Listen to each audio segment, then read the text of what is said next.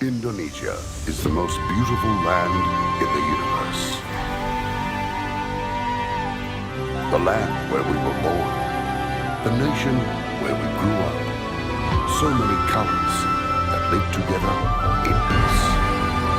With a million timeless treasures. With an abundance of natural wealth.